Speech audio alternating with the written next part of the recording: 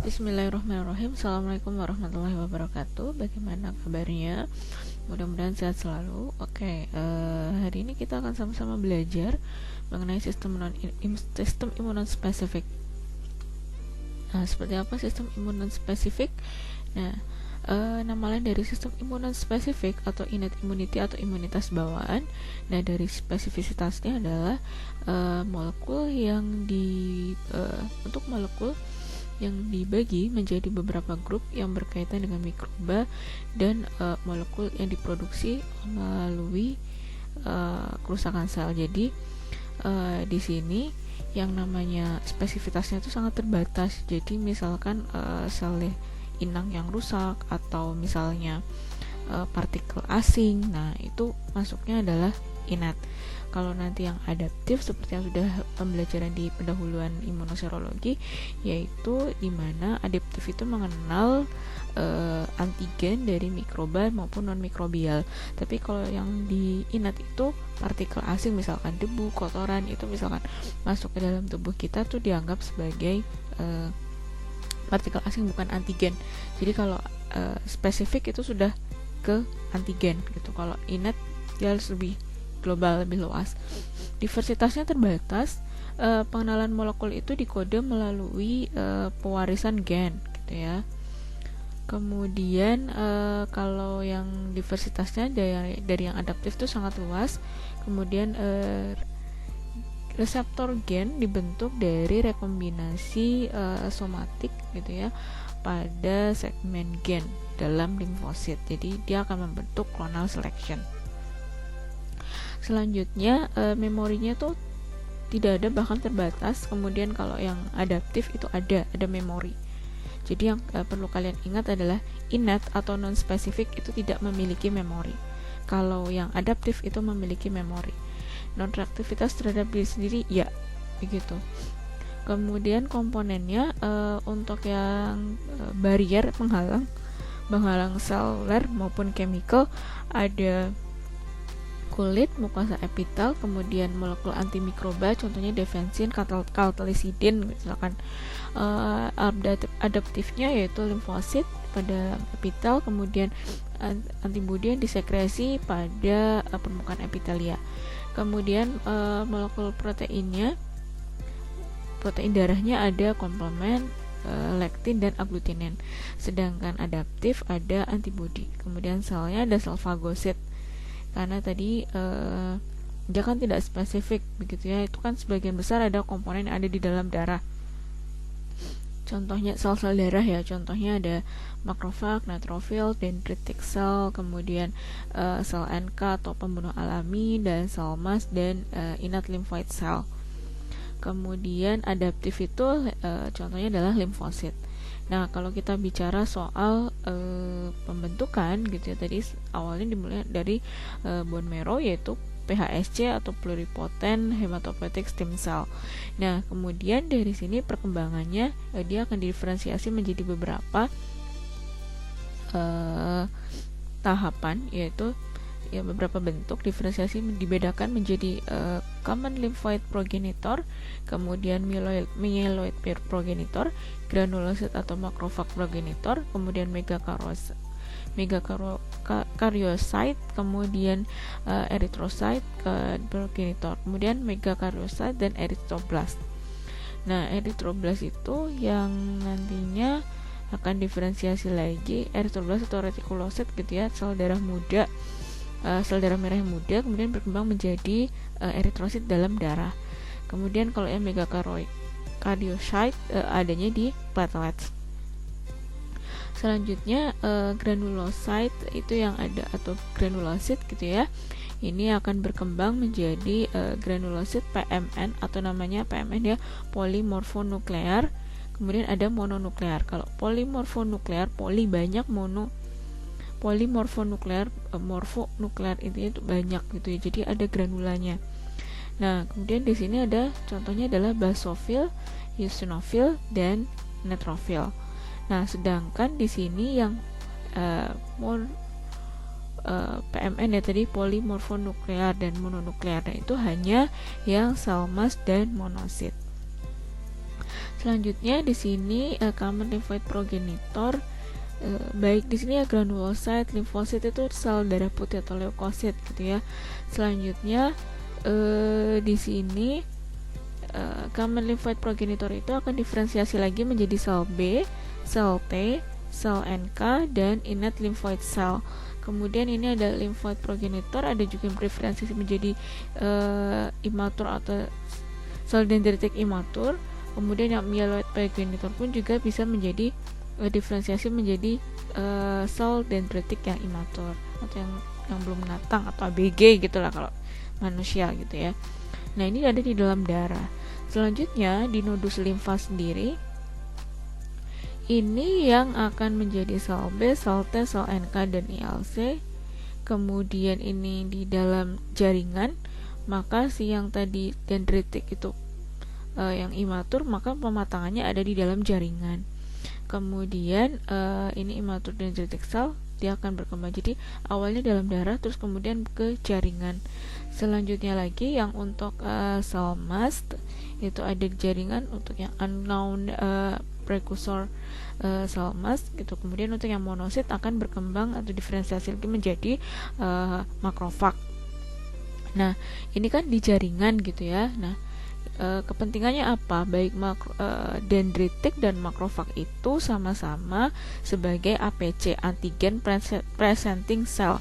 Antigen presenting cell, antigen presenting itu menyaji sel, jadi sel penyaji antigen.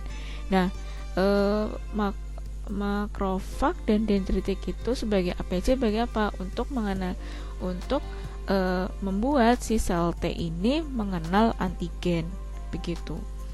Nah, di sini di dalam sel efektornya, maka sel B ini akan menghasilkan sel plasma nanti yang akan menghasilkan antibodi. Terus kemudian di sini akan jadi sel T teraktivasi dan sel NK aktivasi. Untuk yang NK cell dan ILC akan innate lymphoid cell yang teraktivasi. Selanjutnya untuk yang sel plasma sendiri, dia kan sistem imunnya humoral gitu ya, intinya dia tersirkulasi dalam darah tuh ada, kalau kita deteksi darah kita gitu ya, itu ada antibodinya. Nah, kemudian kalau yang jadi dia ini tanpa bantuan, jadi yang namanya sel plasma ketika menangkap antigen, misalkan contohnya sekarang COVID begitu ya. Nah, ketika menangkap partikel bukan partikel asing lagi, ini namanya menangkap virus gitu ya, virus, bakteri, jamur dan lain sebagainya, sifatnya mikrobial dan non mikrobial gitu ya. Nah, contohnya non mikrobial apa, tumor, kanker dan lain sebagainya gitu ya. Jadi sel plasma ini tidak perlu peran dari dendritik dan makrofag, maksudnya tidak perlu bantuannya untuk mengenalkan ini antigen, karena si sel plasma itu bisa nangkap sendiri. Tetapi sel plasma itu tidak akan bisa menjangkau sel, jadi kerjanya dia tuh dalam darah gitu. Nah, kemudian kalau yang sel T, karena dia sebagai imunitas seluler, maka dia yang akan menjangkau sel yang terinfeksi oleh mikroba atau sel yang mengalami kerusakan gitu atau kematian gitu. Dia mengalami kerusakan lah intinya. Nah, sel T itu yang bisa menjangkau. Jadi untuk bisa menjangkau, untuk dia si sel T ini bisa mengenal atau menjangkau si antigen itu, maka dia butuh perantara dari si dendritik dan makrofag.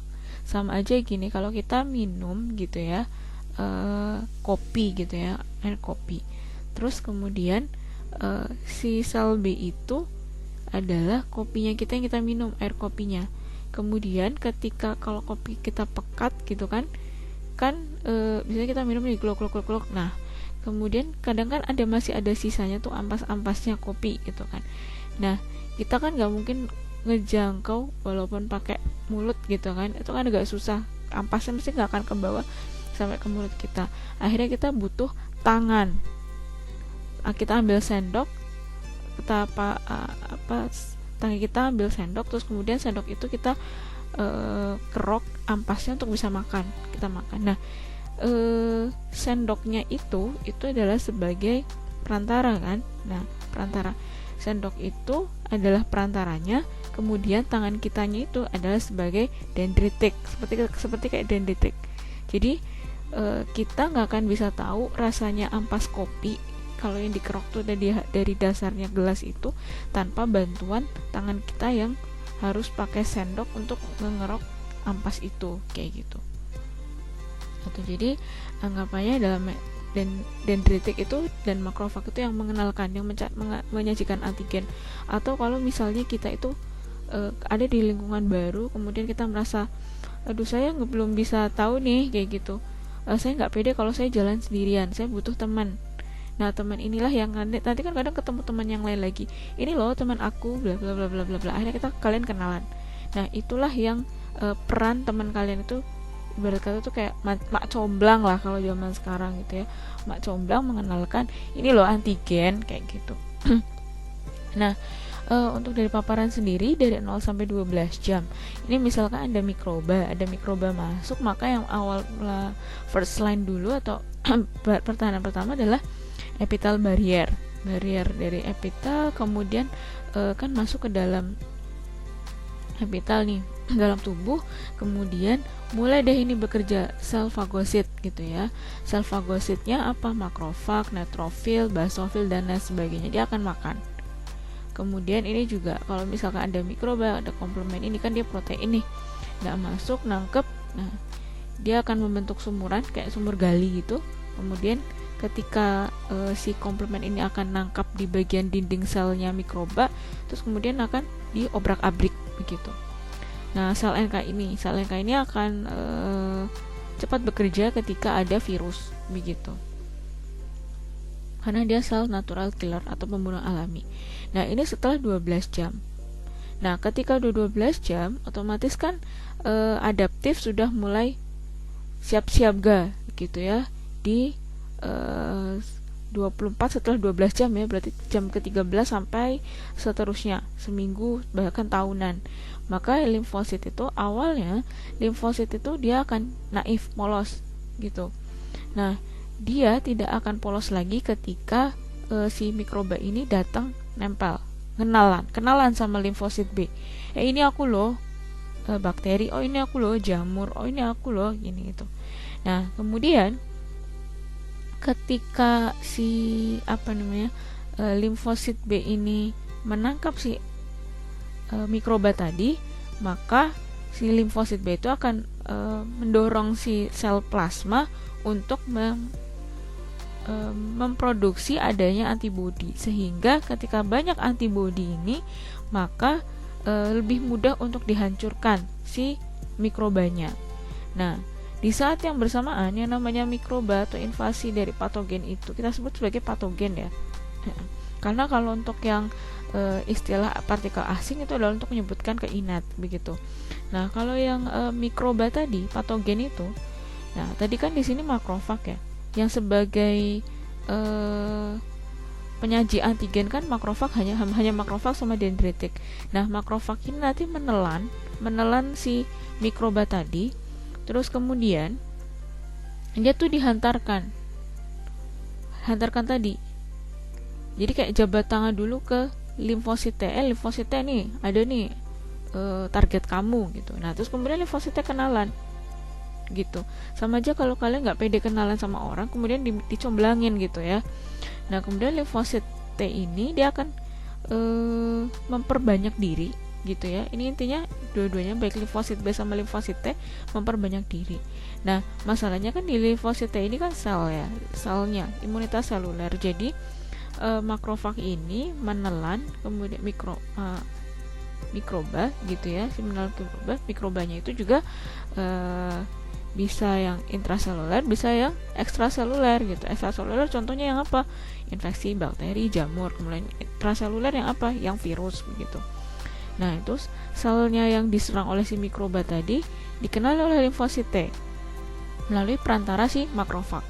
Nah, kemudian dia akan memperbanyak diri limfosit T, akhirnya menjadi sel T efektor. Nah, sel T ini ada dua. Yang pertama adalah sel T helper, yang satunya lagi sel T sitotoksik. Nah, sel T sitotoksik itu Kerjanya apa? Kerjanya untuk membunuh nih tadi sel yang sudah terinfeksi, sel luka atau yang sudah terinfeksi virus begitu. Selanjutnya lagi ada T helper. T helper itu ketika berikatan dengan limfosit B, dia akan mempercepat si sel plasma itu untuk menghasilkan antibodi. Jadi akhirnya bisa dihancurkan. Nah, fungsi sistem imun spesifik memelihara pertahanan fisik dan kimia pada penghalang epitel, skin, kulit, GI tract atau traktus gastrointestinal, kemudian traktus respiratory. Nah, reaksi awal terhadap mikroba yang berfungsi mencegah, mengendalikan, atau eliminasi infeksi pada inang melalui patogen, eliminasi kerusakan sel, dan inisiasi proses perbaikan jaringan, menstimulasi respon imun adaptif, dan dapat mempengaruhi respon adaptif alami agar secara efektif melawan jenis mikroba yang berbeda. Kemudian mekanisme pertahanan sistem imun spesifik ada penghalang fisik atau barrier anatomi, kemudian ada inflamasi, interferon, dan komplement. Nah, ini komponen sistem imun non spesifik kita bagi menjadi sel, protein, dan chemical messenger. Nah, selnya itu apa? Fagosit. Siapa yang jadi fagosit makan? Neutrofil dan makrofag. Siapa yang akan bertugas sel mendegranulasi? Contohnya adalah sel mas dan eosinofil. Nah, sel mas ini kalau dia produksi histamin pada orang yang alergi gitu ya. Kemudian eosinofil juga sama. Terutama juga untuk eosinofil ini adanya infeksi parasit. Sel NK pembunuh alami ini untuk terutama kalau ada sel yang terinfeksi atau sel luka. Kemudian ada juga yang sel yang terinfeksi virus begitu. Kemudian proteinnya ada komplement, opsonin alami ada MBL, kemudian C-reaktif protein. Nah, C-reaktif protein ini adalah penanda inflamasi di mana dia akan meningkat ketika adanya inflamasi maupun infeksi. Nah, ini ada juga namanya reaktan fase akut begitu. Ini bagian dari protein. Kemudian chemical messenger dia sitokin dan interferon. Nah, yang perlu dipahami lagi kalau misalnya makrofag makan atau melakukan fagositosis gitu ya, maka dia akan memproduksi senyawa kimia yang namanya sitokin begitu. Bayangannya tuh gini, kalian kalau mau pergi pakai parfum, tuh disemprot parfumnya. Ketika disemprot parfumnya dan kalian pergi gitu kan, orang akan mencium baunya. Jadi senyawa yang keluar gitu akibat jadi senyawa dalam tubuh kalian dicampur dengan aroma yang ada pada parfum itu, juga orang itu ketika tercium gitu ya tuh, wah baunya wangi ya kayak gitu. Nah, itulah yang analoginya tuh seperti itu. Jadi ketika aktif makan maka akan keluarkan senyawa kimia. Atau gampangnya kalau kita lagi makan lahap, terus kita akan ada energi. Nah, gitu. Sitokin ini yang nantinya akan berfungsi untuk tadi eliminasi dari si partikel asing atau mikrobanya. Komponen sistem imun non spesifik dalam tahap sel tadi ya kan banyak sekali, ada makrofag, ada fagositosis, kemudian pembunuhan intraseluler. Kemudian yang intraseluler terutama yang bakteri-bakteri intrasel, kemudian ada yang virus begitu. Nah, selanjutnya ada produksi sitokin. Kenapa? Karena fagositosis dia akan memproduksi sitokin. Kemudian penyaji antigen terutama untuk yang ke sel T dan NET formation. Kemudian ada histamin, produksi histamin. Nah, produksi histamin sendiri ini terutama pada orang yang mengalami alergi begitu. Selanjutnya dendritik. Sel dendritik itu tugasnya adalah menyajikan antigen ke sel T gitu. Kemudian produksi sitokin ketika terjadi polarisasi sel T. Ini NET itu maksudnya adalah neutrophil extracellular traps atau jebakan neutrophil extracellular. Kemudian di sini neutrophil sendiri ini kan masuknya dalam granulosit begitu ya. Fungsinya adalah sebagai fagositosis atau pencaplokan atau pemakanan bakteri, terutama mikroba atau bakteri yang intraseluler. Kemudian degranulasi atau pembunuhan ekstraseluler, dan NET neutrophil extracellular traps. Jadi dia akan membentuk neutrophil extracellular traps, jebakan neutrofil pada ekstraseluler gitu ya. Selanjutnya dia akan produksi sitokin. Ditambah lagi eosinofil, dia akan serangan parasit, degranulasi, produksi histamin, dan produksi sitokin. Untuk basofil sendiri terutama akan meningkat ketika ada infeksi parasit, degranulasi, kemudian ada produksi histamin dan produksi sitokin. Untuk sel NK sendiri sering dianggap sebagai innate lymphoid cell. Jadi dia sifatnya sebagai sel sitotoksik. Nah, berperan penting dalam pertahanan terhadap virus dan tumor. Nah, dapat mengenal sel abnormal atau yang terinfeksi secara umum. Kenapa? Karena sel NK sendiri ini akan melepaskan perforin atau protein yang membentuk pori pada membran sel terinfeksi atau abnormal. Nah, adanya perforin dapat meningkatkan permeabilitas membran terhadap ion dan air. Nah, cairan akan pindah ke dalam sel sehingga terjadi pembengkakan dan lisis. Nah, untuk sel NK sendiri, karena dia pembunuh alami, maka diaktifasi oleh interferon dan sitokin yang dilepaskan melalui aktivasi makrofag. Nah, dia juga bisa berperan sebagai respon imun adaptif karena dapat ditingkatkan melalui sitokin interleukin 2. Jadi sitokin itu kan karena tadi ada proses fagositosis, maka dia akan keluar nih sitokin, begitu. Interleukin 2 dan antibodi diproduksi oleh sel T dan sel plasma. Sel plasma inilah yang nanti akan menghasilkan antibodi. Nah, kemudian fungsi sel NK. Ada dua fungsi sel NK. Yang pertama adalah membunuh sel yang terinfeksi. Jadi di sini sel NK yang warnanya hijau ini, ketika dia berikatan dengan sel yang mengalami luka, di sini sudah ada intraseluler ya, terutama ini virus yang sel yang terinfeksi virus gitu ya. Nah, ketika di sini ada dua hal. Jadi ada yang sel yang terinfeksi virus atau mengalami sel yang luka begitu. Nah, maka si sel NK ini akan langsung membunuh sel yang terinfeksi, baik yang sel ada sel lukanya maupun yang terinfeksi virus. Itu yang fungsi yang pertama. Fungsi yang kedua adalah memproduksi interferon. Begitu. Interferon kan tadi termasuk pada senyawa chemical messenger, jadi penghantar senyawa, penghantar kimiawi gitu. Atau sama aja kalau misalkan kalian tuh pesan gitu ya, mau menyampaikan pesan sama teman kalian, ada yang pakai WhatsApp, misalkan pakai WhatsApp atau pakai DM Instagram atau pakai Yahoo misalkan. Nah, itulah yang namanya senyawa kimia. Jadi chemical messenger itu penghantar gitu, si penghantar pesan gitu. Nah, maka si sel NK ini akan memproduksi interferon.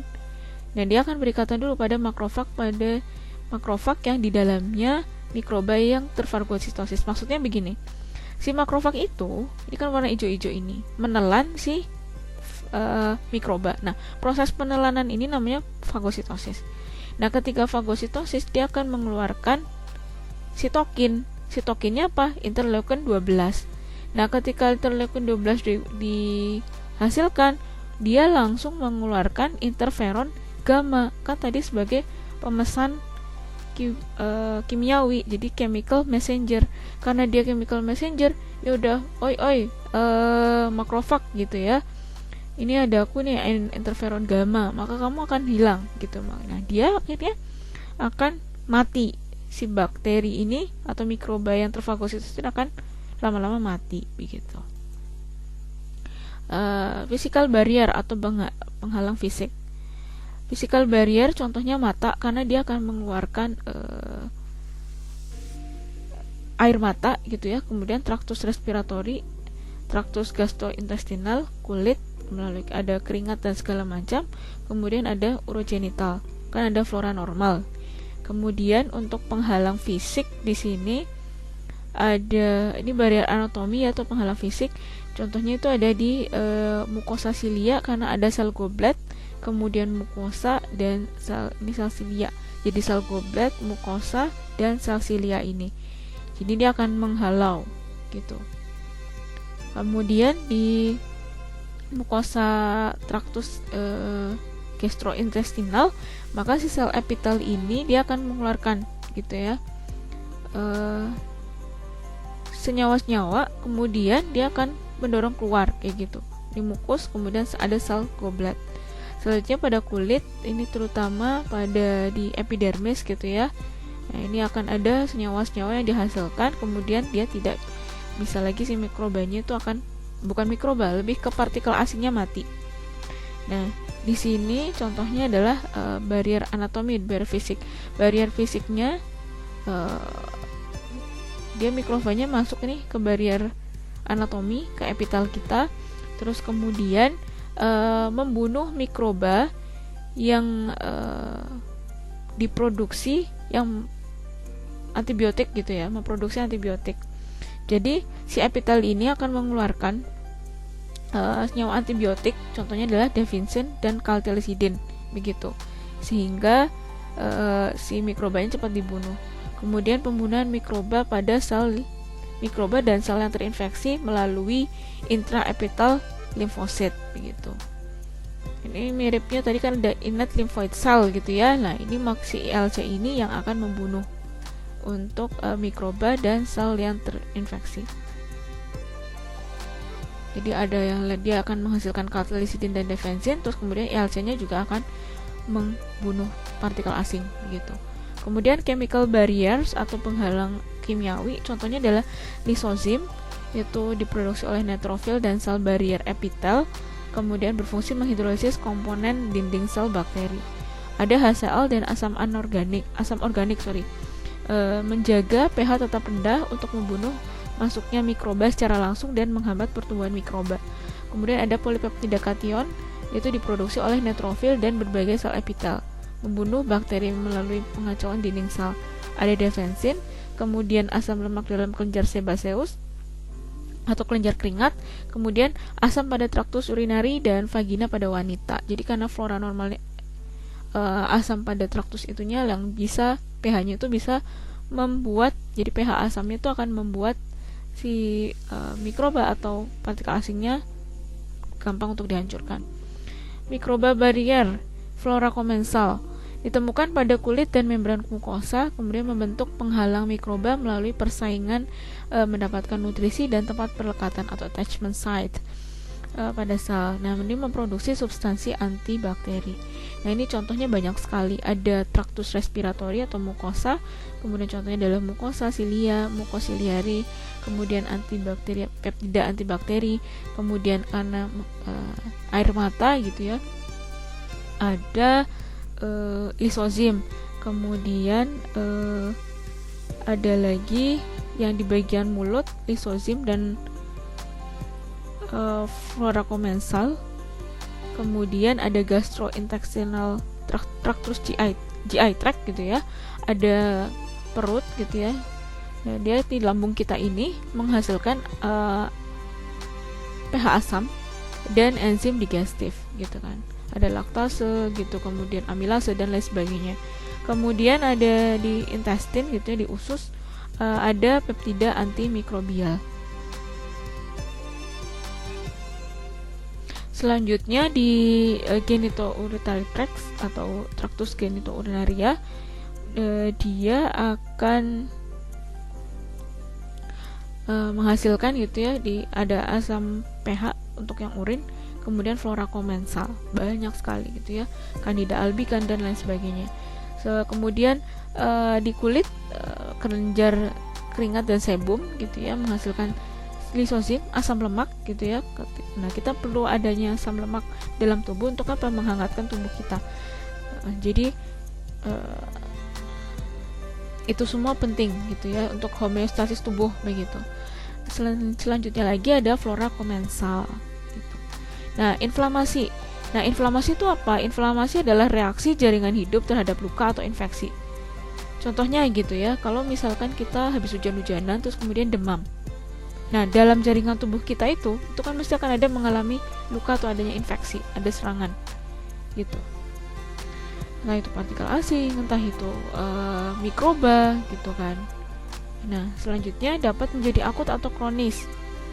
Secara klinis, peradangan akut ditandai oleh panas, kalor, kemudian kemerahan, rubor, bengkak, tumor, nyeri, dolor. Jadi ada kalor, rubor, tumor, dolor. Tumor itu bengkak, dolor, nyeri. Nah, ada akumulasi protein, cairan, sel fagositik pada area jaringan yang luka atau terinfeksi oleh mikroorganisme. Nah, fungsi benefit dari inflamasi itu penting begitu ya. Melarutkan dan menghilangkan toksin, kemudian membatasi penyebaran bakteri. Jadi ketika ada inflamasi itu kan banyak tuh makrofag apa segala macam dia bekerja gitu ya. Kemudian dia akan membuat si bakteri itu tidak menyebar kemana-mana gitu. Memfasilitasi aliran pada neutrofil, komplement, opsonin dan antibodi, kemudian menyediakan pasokan mediator inflamasi, menyediakan peningkatan pasokan nutrisi untuk sel, kemudian mempromosikan inisiasi respon imun dan menginisiasi proses penyembuhan. Nah, tahapan inflamasi itu ada 5. Yang pertama adalah makrofag menelan debris dan material asing, atau namanya fagositosis begitu ya, di fagosit dulu. Kemudian pelebaran kapiler dan menjadi permeable terhadap protein dan cairan, pembendungan bakteri dan material asing, proliferasi dan migrasi leukosit. Kemudian leukosit melanjutkan perannya sebagai fagositosis dalam menuntaskan infeksi. Jadi ini tadi ya, kalornya panas gitu ya, kalor. Kenapa? Karena efek fisiologinya terjadi peningkatan aliran darah. Kenapa? Karena dia mediator oleh histamin begitu. Nah, karena panas, karena dia ada peningkatan aliran darah, otomatis akan terjadi vasodilatasi. Nah, ketika ada terjadi vasodilatasi akan dimediatori oleh prostaglandin. Ini kalau perempuan misalkan kalau haid itu nyeri gitu. Nah, kenapa? Prostaglandinnya lepas begitu. Kemudian tadi redness, kemerahan, kalor, rubor gitu ya, rubor, kemerahan. Yaitu karena ada vasodilatasi, kemudian anafilotoksin. Jadi kenapa kalau merah-merah itu gatal gitu ya. Kemudian ada tumor, swelling, bengkak gitu ya, karena ada vasodilatasi dan ekstravasasi karena kelebihan cairan gitu. Udah meningkat pembengkakan, pelebaran pembuluh darah, dan akhirnya ada ekstravasasi, cairan yang ada di pembuluh darah itu keluar gitu. Kemudian ada pembendungan lebih gitu ya. Kemudian ada yang dimediatori oleh bradikinin, anafilotoksin dan leukotrienes gitu. Selanjutnya ada nyeri, dolor gitu ya, yaitu karena nyeri itu diakibatkan oleh stimulasi saraf. Nah, ini prostaglandin, makanya kalau perempuan itu haid itu kan nyeri sekali gitu. Selanjutnya tekanan oleh bagian akhir saraf itu oleh bradikinin. Nah, selanjutnya tadi ya, pertama adalah fagositosis oleh makrofag. Jadi misalkan nih kita kena ini lagi potong buah, kemudian luka tangan kita ini kena pisau gitu ya, kebeset pisau, kita keiris pisau. Nah, ini otomatis jaringannya akan luka. Nah, mikroba-mikrobanya akan masuk gitu kan, mikroba apapun gitu kan. Kemudian terutama mikroba-mikroba yang ada di kulit gitu. Selanjutnya kan ada yang namanya material asing. Misalnya habis potong-potong mungkin di ujung-ujungnya si pisau itu ada debu atau apa dan segala macam masuk. Kemudian si makrofag ini akan fagositosis, makan gitu. Nah, ketika fagositosis atau makan akan menghasilkan sitokin gitu. Sitokin itu tadi senyawa kimia gitu ya. Nah, ini kapilernya masih ada nih gitu, aman-aman saja, terkendali. Kemudian dia fagositosis itu apa? Proses menelan benda tertentu termasuk patogen dari sisa-sisa sel. Sel fagositot itu apa aja? Neutrofil, monosit dan makrofag. Fagosom itu fago itu dikata fagosit, sel yang makan, menelan ya gitu. Fagosom, soma itu badan. Jadi partikel asing yang tertelan gitu. Ada 4 tahap perlekatan: attachment, internalisasi, degradasi dan eksositosis. Jadi ini ada misalkan ya partikel asing masuk oleh si makrofag, kemudian dia akan ditelan, makan. kemudian digiring ke dalam. Nah, digiring pelan-pelan gitu ya, kayak menggiring. Terus kemudian kayak diajak ke rumah gitu ya. Yuk fagosom, soma itu badan. Fagosom. Nah, nanti fagosom ini akan membentuk fusi atau gabungan antara fagosom dan lisosom. Nah, fagosom dan lisosom jadinya fagolisosom. Gitu. Ini kan ada fagosom. Ini udah masuk nih, wah kena jebakan. Nah, kemudian ini lisosom yang ini. Kan enzim nih, dia isinya tuh enzim lisosom. Nah, makanya dia akan bergabung.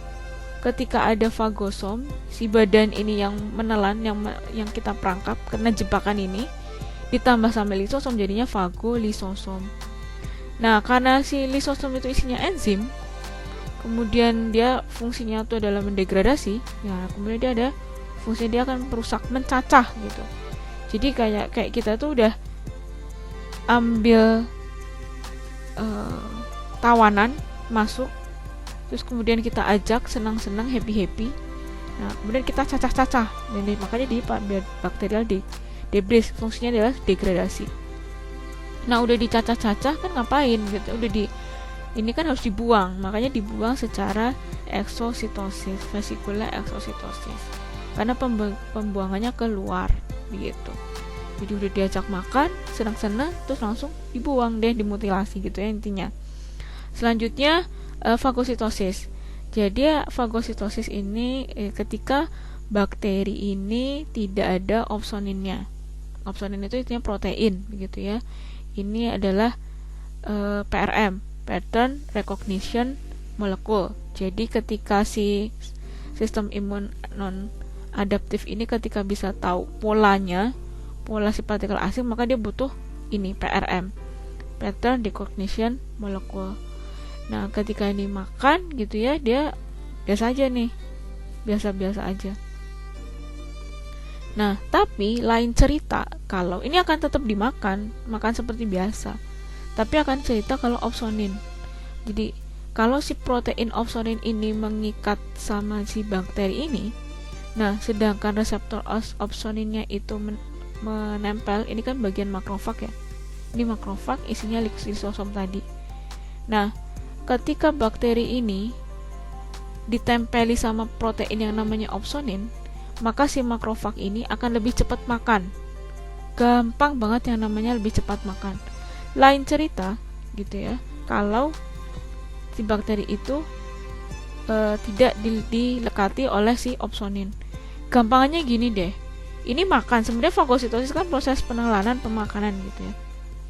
Nah, kalian makan, ya makanya biasa aja makan nasi lauknya sama ikan bandeng, terus habis itu ada sayur sawi kayak gitu ya. Nah, makan biasa, kalian suka makan.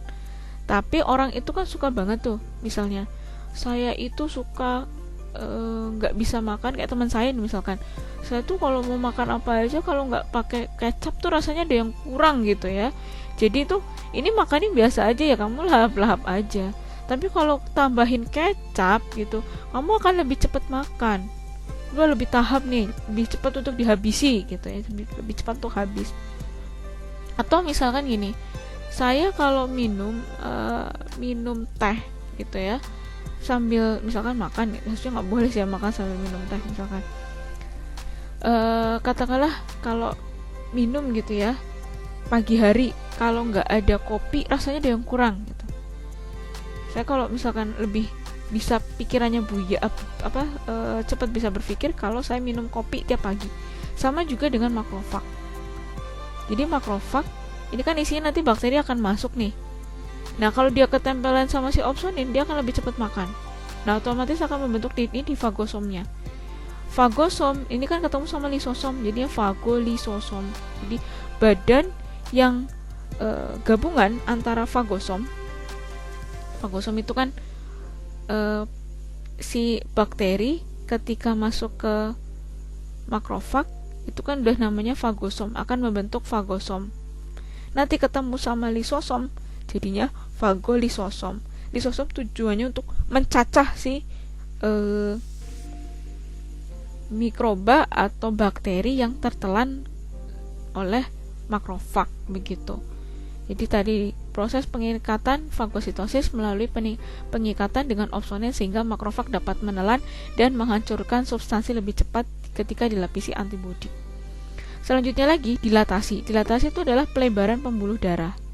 Nah, ketika pelebaran pembuluh darah tadi kan sitokinnya keluar ya, ini sitokin nih. Ini lagi akan aktif makan. Nah, ketika pembuluh darah maka dia akan mengeluarkan protein defensif, kemudian histaminnya dia akan masuk ke sini. Gitu, makanya kita dilatasi, kemudian kemerahan, gatal-gatal kan, gitu, merahan. Kemudian dilatasi dan disertai dengan peningkatan permeabilitas dari kapiler. Jadi ini pembuluh darah keluar tapi permeabilitasnya meningkat. Dia akan meningkat. Karena apa tadi karena si makrofagnya ini kan sudah lagi aktif makan. Nah, untuk menjaga gitu ya, supaya si mikrobanya itu enggak ada di sini. Ketika dia lagi aktif makan, otomatis kan sitokin akan keluar gitu. Nah, sehingga membendung ini jangan sampai si mikrobanya masuk ke dalam pembuluh darah. Selanjutnya dia ada pembentukan bakteri. Pembentukan bakteri di sini bakteria dan partikel asing. Kalau tadi ini tumor gitu ya, bengkak. Jadi ada pembengkakan karena ada dilatasi. Nah, ketika dilatasi ini containment. Nah, ini protein defensif itu keluar, kemudian dia akan menghalau si tadi bakteri, mikroba, partikel asing dan lain sebagainya. Dan ini heparin tujuannya masuk ke dalam untuk apa? Pembentukan bakteri dan material asing. Ini ada protein clotting. Protein clotting dia diambil dari pembuluh darah, kemudian untuk apa? Untuk tujuannya menutup jaringan yang luka tadi. Makanya kan kalau orang yang mau sembuh mesti kita kan gatel gitu ya, kalau habis ke perang kemudian mau sembuh gitu, lukanya mau menutup, kadang-kadang ada rasa gatal begitu. Tadi kemudian ada leukositnya proliferasi. Yang leukositnya tadi terus tersirkulasi dari dalam darah, kemudian apa, dia akan lewat marginasi gitu ya, lewat tepi-tepi ini. Kemudian dilakukan leukosit diapedesis. Melakukan diapedesis supaya apa tadi? Perforin dan lain sebagainya dia akan mudah masuk. Ini kan tadi bengkak, kemerahan begitu. Nah, ketika bengkak dan kemerahan, maka si leukositnya itu akan langsung aktif nih. Yang sisa-sisa ini kan lukanya udah mulai tutup, maka di sini akan mulai dimakan gitu ya partikel asingnya. Next, komponen sistem imun non-spesifik atau chemical messenger. Ada berbagai macam, yaitu salah satunya adalah interferon dan sitokin. Interferon adalah protein alami yang diproduksi tubuh untuk merespon tubuh dalam melawan virus, bakteri atau kanker gitu ya. Ada 3 jenis interferon, ada interferon alfa, beta, dan gamma. Kalau interferon alfa dihasilkan oleh leukosit sebagai molekul antivirus, kemudian memiliki efek antiproliferatif dan antifibrosis pada sel mesenkimal. Kemudian ada interferon beta, yaitu dihasilkan oleh fibroblast, yang berperan hampir pada seluruh sel dalam tubuh. Kemudian ada interferon gamma, dihasilkan oleh limfosit T helper. Nah, jadi T helper ini nanti akan bekerja pada sel tertentu sehingga dia akan membuat si limfosit B-nya itu akan memproduksi banyak antibodi gitu. Makrofag, sel endotelial, fibrosis, sel TC atau sel T sitotoksik gitu. Jadi kan ada ya ketika si makrofagnya makan, kemudian IL-12-nya keluar, si sel NK-nya tuh ya, ada sel NK. Ketika sel NK-nya berikatan dengan sel yang bakteri gitu ya, kemudian akan dihasilkan IL-12. Nah, IL-12-nya itu nantinya akan menghasilkan interferon gamma untuk membunuh si sel yang mengalami infeksi. Selanjutnya, fungsi interferon, contohnya interferon alfa 2A, yaitu mengatasi leukemia jenis sel berambut dan myeloid kronis, sarkoma Kaposi terkait AIDS, hepatitis C kronis, hepatitis B kronis, kemudian kanker ginjal, melanoma, serta limfoma jenis sel T kutaneus dan folikuler. Kemudian interferon alfa 2B mengatasi kondiloma akuminata atau kutil kelamin, yaitu leukemia sel berambut, yaitu leukemia myeloid kronis. Ada hepatitis C kronis, kemudian hepatitis B kronis aktif, melanoma, sarkoma Kaposi terkait AIDS, kemudian tumor karsinoid dan limfoma folikuler. Jadi sebenarnya kalau diinjeksi ini dia akan membunuh hal-hal ini tadi. Kemudian interferon beta 1A maksudnya mengatasi multiple sklerosis. Ini nanti yang kaitannya kalau tidak salah terkait autoimun begitu. Interferon beta 1B yaitu mengatasi multiple sklerosis kambuhan. Interferon gamma, itu menyembuhkan kusta, lepromatosa, toxoplasmosis dan leishmaniasis. Nah, sitokin sendiri dia akan diproduksi adanya aktivasi makrofag, karena tadi kan makrofag fungsinya fagositosis. Nah, ketika fagositosis penelangan partikel asing itu dia akan mengeluarkan si sitokin begitu.